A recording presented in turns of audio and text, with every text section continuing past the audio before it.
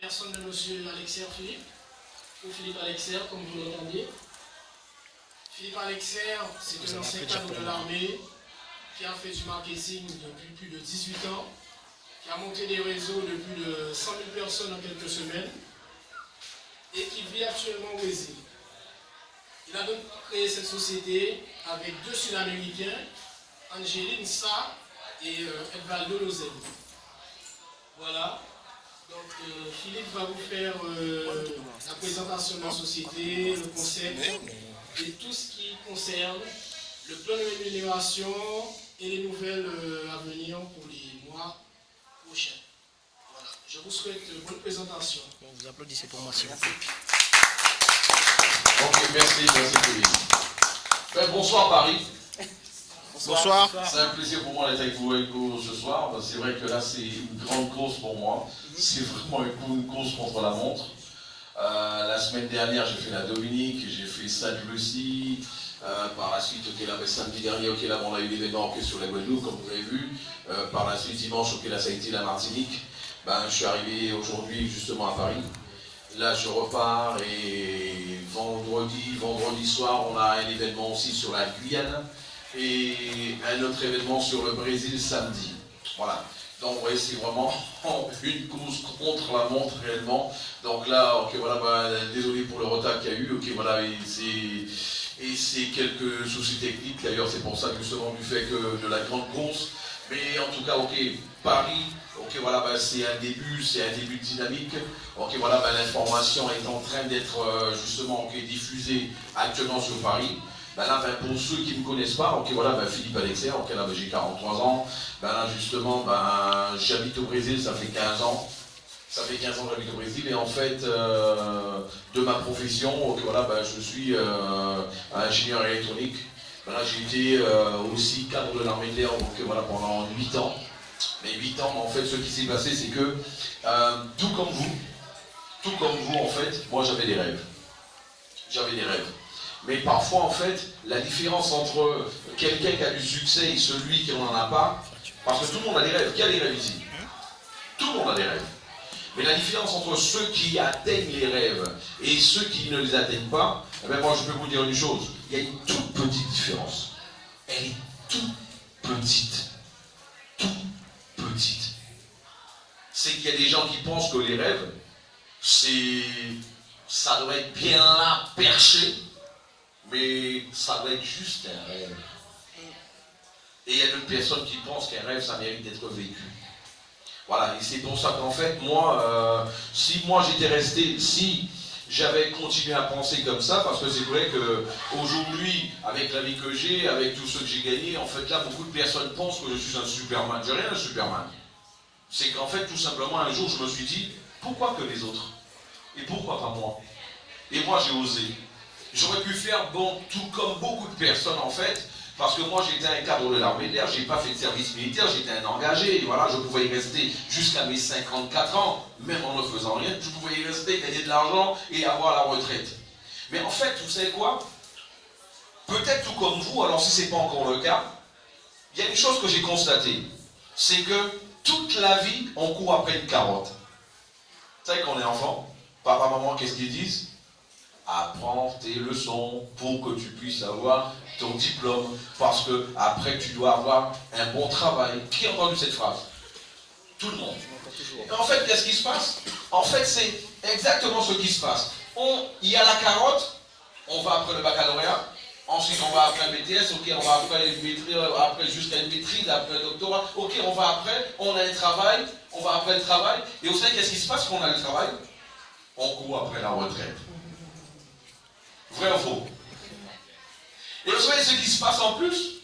Une fois, la plupart, peut-être ceux qui sont un peu plus âgés, là c'est quelque chose qui est un peu plus dans leur tête aujourd'hui.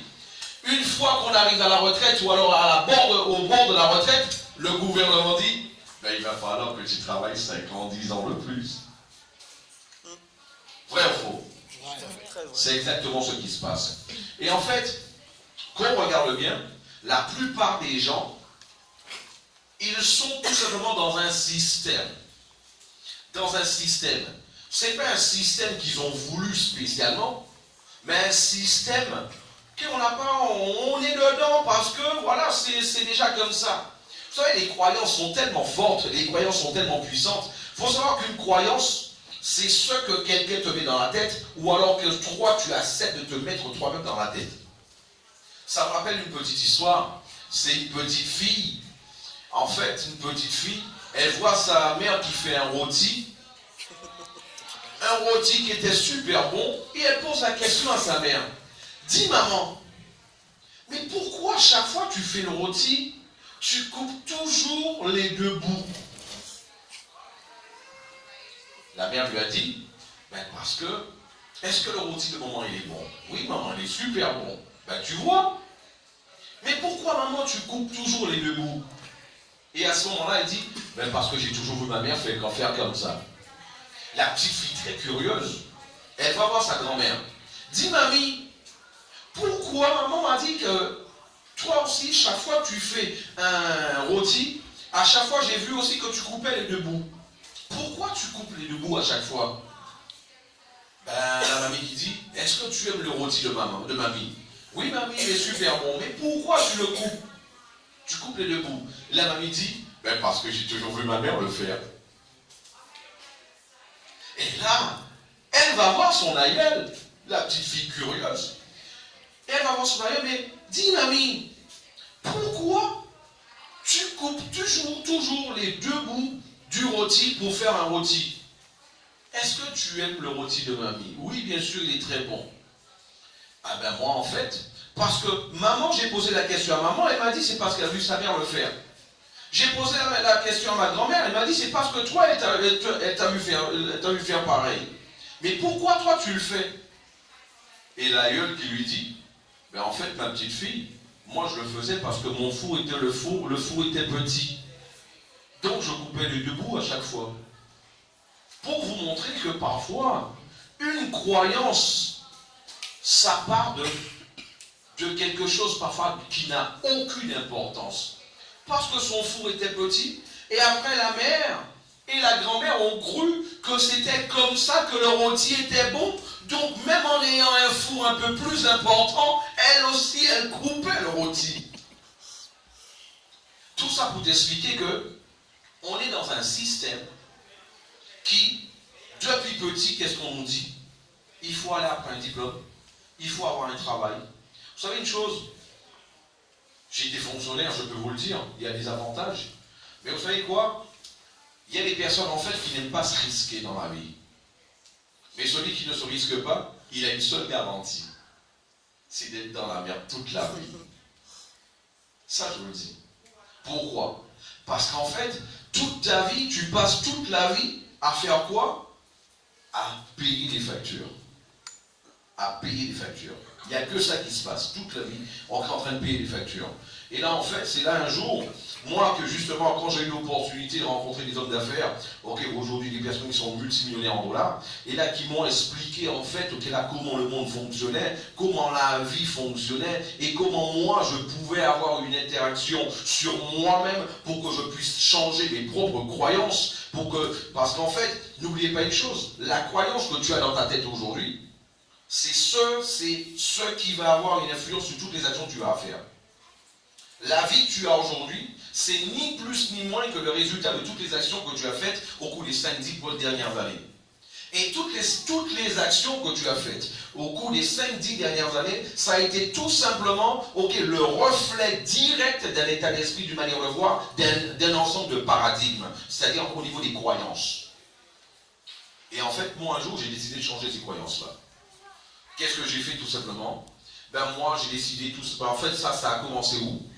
Pour ceux qui ne me connaissent pas, moi j'étais cadre de l'armée de l'air. En fait, en tant que militaire, il y avait 3 choses importantes.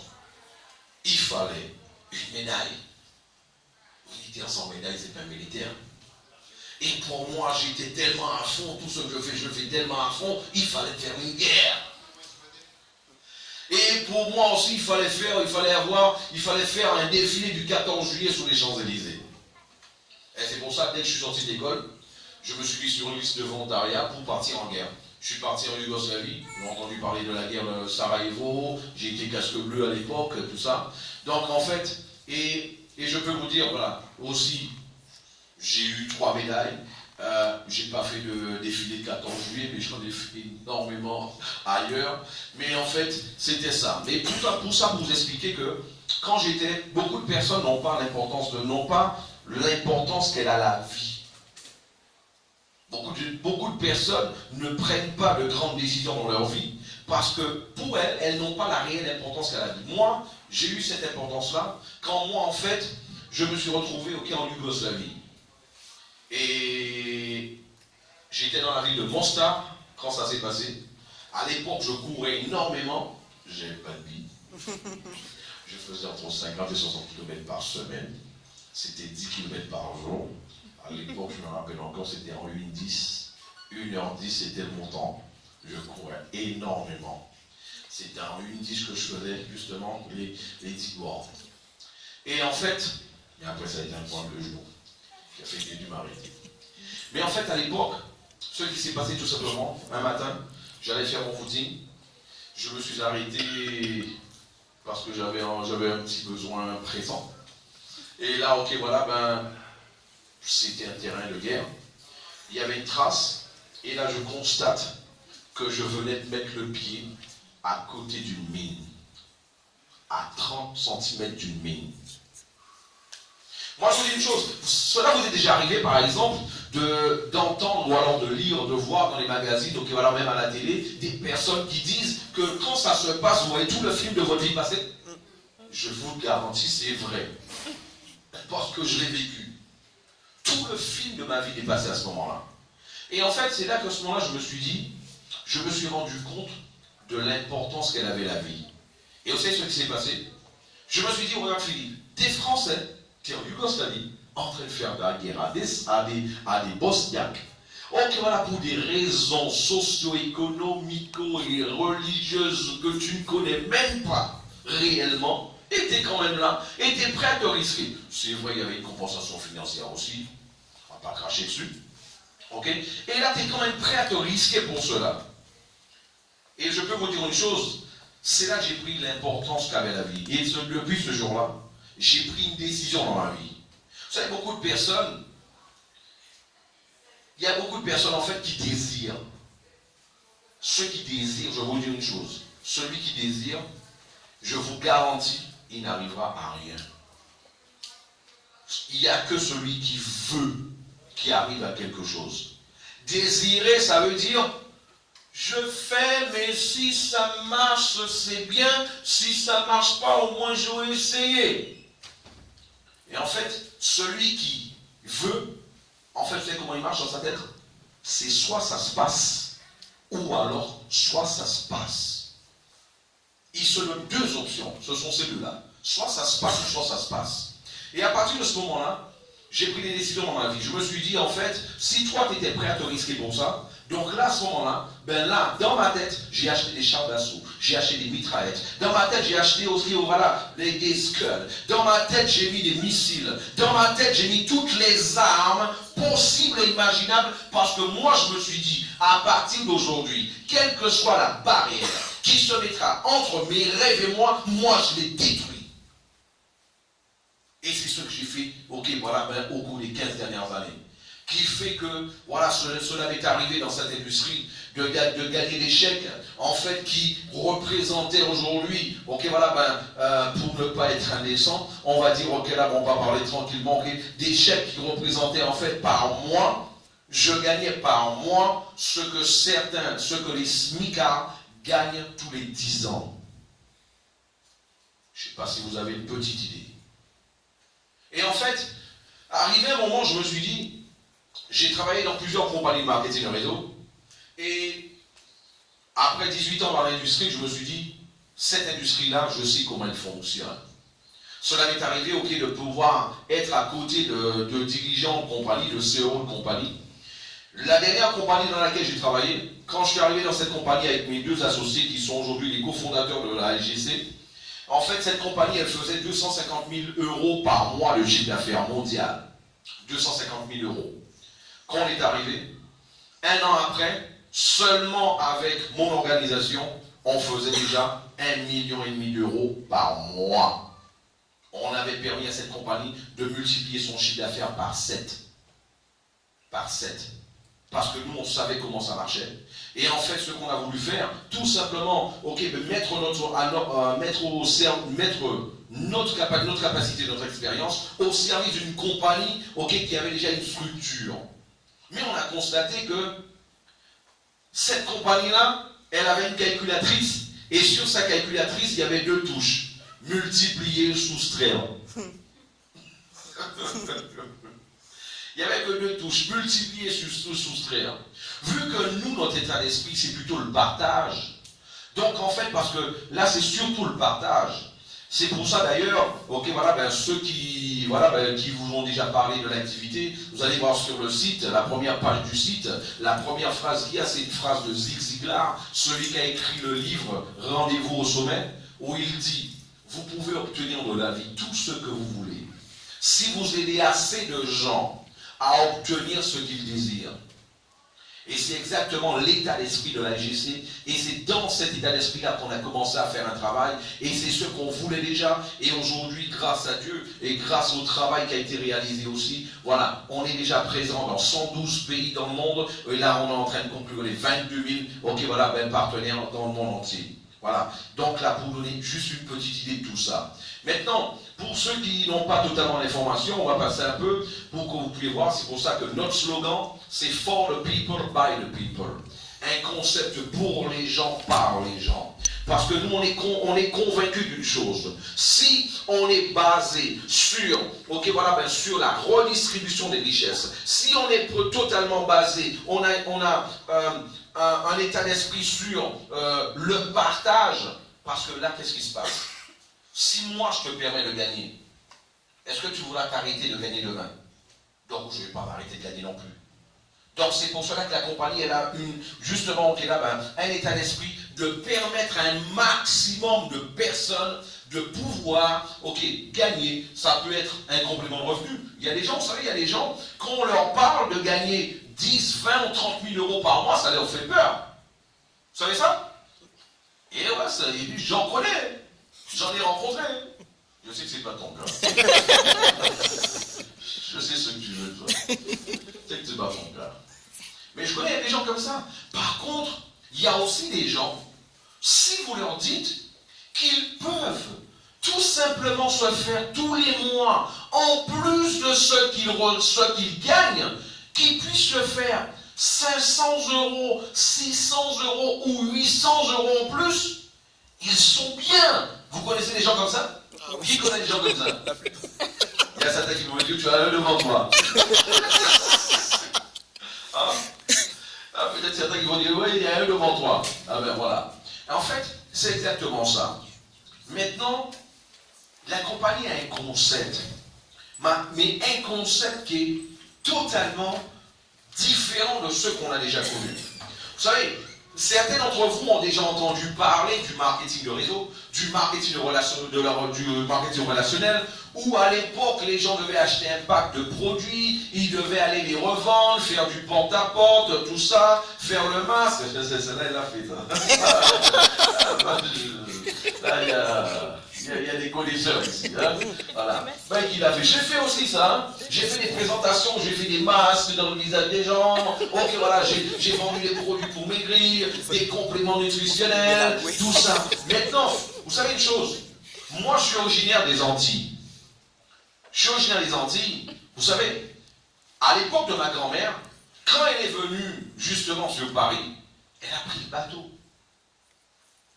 Qui voudrait aujourd'hui, pour aller aux Antilles, prendre le bateau?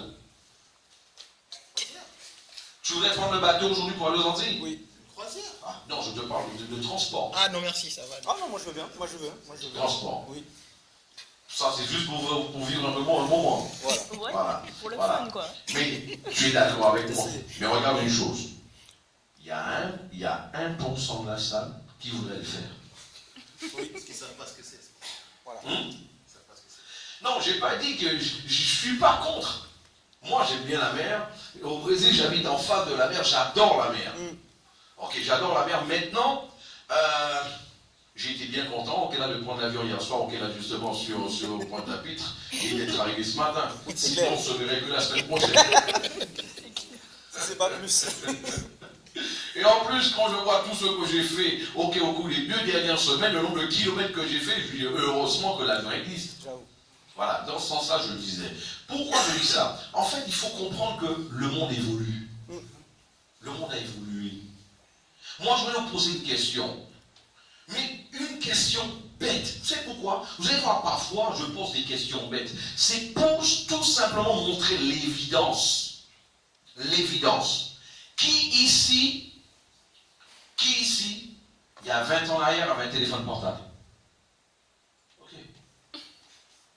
Qui ici a un téléphone portable? Tout le monde. Je dis, c'est une question bête. Aujourd'hui, qui ici a Internet sur son téléphone? Je dis, c'est une question bête. Je l'avoue avant. Maintenant, je pose une autre question. Qui ici se voit, à partir de demain, rester 15 jours, 20 jours, voire un mois, sans Internet sur son téléphone? Tu peux le faire. Mais tu vois aussi que tu représentes 1% de la salle. Faut tout essayer dans la vie. Non. La vie, elle est faite de généralités. Et comme toute généralité, il y a des exceptions. Ok, voilà, ce sont des règles du moins. Et dans les règles, en fait, il y a des exceptions, des généralités. Voilà, c'est normal. Tu peux le faire. Maintenant, tu vas le faire parce que tu peux te priver de le faire. Mais est-ce que tu es conscient que tu vas rester à côté de beaucoup de choses? Oui. L'information qui arrive rapidement, de la personne qui te dit, voilà, c'est sur WhatsApp, elle peut t'avoir maintenant, mais vu que tu n'as pas WhatsApp, elle ne peut pas te parler maintenant, donc tu as l'information que 2-3 jours après, ok, quand celui-là lui a dit ça et que tu prends l'information par voie détournée. En fait, est-ce que vous êtes conscient qu'Internet a révolutionné notre communication et notre manière de vivre? Oui. Vous êtes conscient de ça? C'est un fait. C'est un fait. Mais aussi, il faut comprendre qu'Internet aussi a changé les manières de gagner de l'argent. Il y a 10 ans de ça, on gagnait de l'argent avec les réseaux sociaux. Mark Zuckerberg, c'est le plus jeune riche de la planète. Oui. Ça n'existait pas. On ne gagnait pas de l'argent avec ça. Maintenant, il y a une chose encore, j'ai envie de vous faire prendre conscience. Avant de vous parler, en fait, du concept de la compagnie, j'ai envie de vous montrer des évidences. Des évidences. Parce que je suis conscient que si vous prenez conscience, ok, de ces évidences-là, vous allez comprendre pourquoi cette compagnie existe. Et vous allez pouvoir comprendre pourquoi et comment vous pouvez, d'une manière totalement nette, pouvoir profiter et pouvoir gagner de l'argent avec. Regardez une chose. Est-ce que vous saviez que la crise n'existe pas? Est-ce que vous le saviez ça? Non. Moi, je vais vous l'expliquer. Et je vais vous le démontrer ça. Je vais vous le démontrer. Totalement. La crise n'existe pas. La crise, c'est ce que les gouvernements te mettent dans la tête. Parce qu'ils veulent justement avoir, ok, ils veulent une mainmise sur ta personne. Ils veulent une mainmise, ok, un contrôle. Ils veulent que toi, tu prêtes empruntes de l'argent aux banques toute ta vie. Ils veulent pas. Tu sais que la banque, beaucoup de personnes disent, moi j'ai 2000 € à la banque, j'ai 5000 € à la banque, je suis un très bon client pour la banque. Tu penses que tu es un bon client pour la banque? Avec 5000 € dessus? Tu sais qui est le bon client pour la banque? Celui qui a hypothéqué une maison, celui qui a un prêt pour une maison, celui qui a un prêt pour une voiture, c'est celui-là qui est un bon client pour la banque. Parce que l'argent se fait avec les dettes.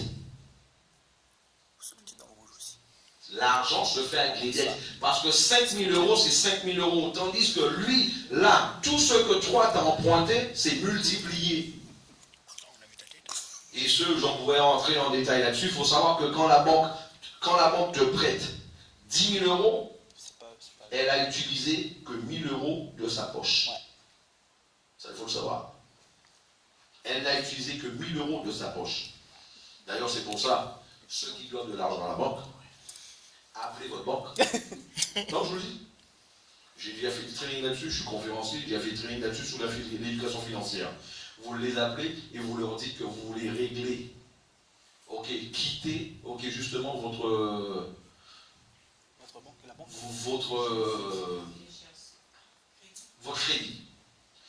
Et là, vous leur dites, vous leur faites une proposition en cash, bon, ça va avoir un peu d'argent, en cash, et je peux vous dire, vous faites une économie de 20 à 30%. À l'aise. Parce que eux, ils n'ont rien perdu. Ils n'ont fait que gagner.